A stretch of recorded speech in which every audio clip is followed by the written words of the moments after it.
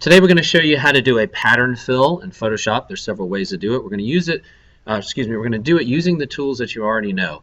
So we're going to create a maze here that goes from start to finish. Remember, we're building up towards making an actual Scratch games that has a little bit more than your basic backgrounds. So we're going to put all the Photoshop knowledge that we have into creating something nice in Scratch.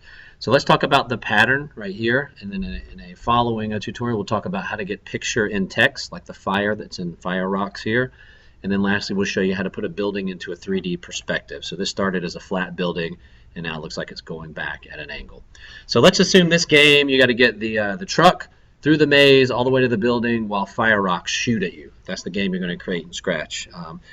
Let's put a nice pattern in here to follow with the maze. Now you could draw it in Scratch, but you can also put things in here that are filled with a pattern.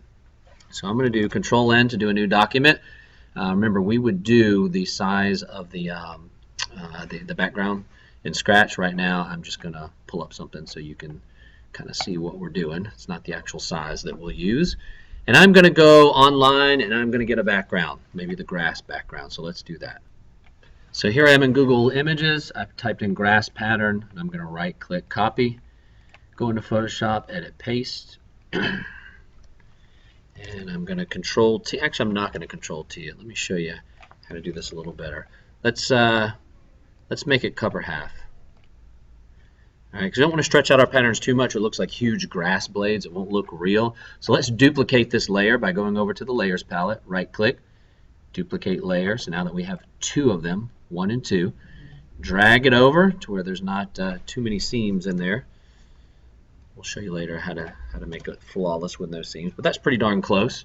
Now we want it to be one layer, so we can right click on the top one, click merge down. If you notice, they're all one layer right now and I have a grass background. So we're going to take our good friend the pen tool, we're going to draw a maze.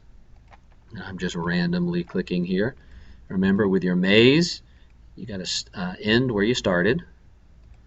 So I'm going to click around here, and I'm going to end right back where I started. Right click, make a selection. You're going to hear the announcements come on here in just a second. We'll get through it.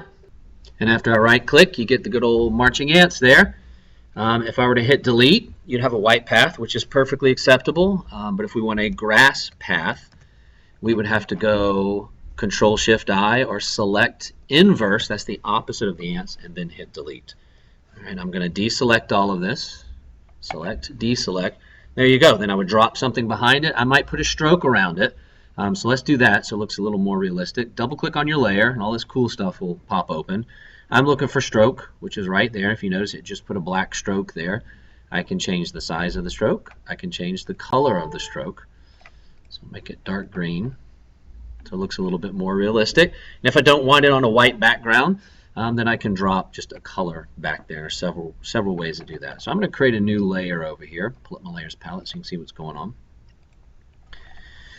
Oh, what color do we want? Sure, that color looks just fine.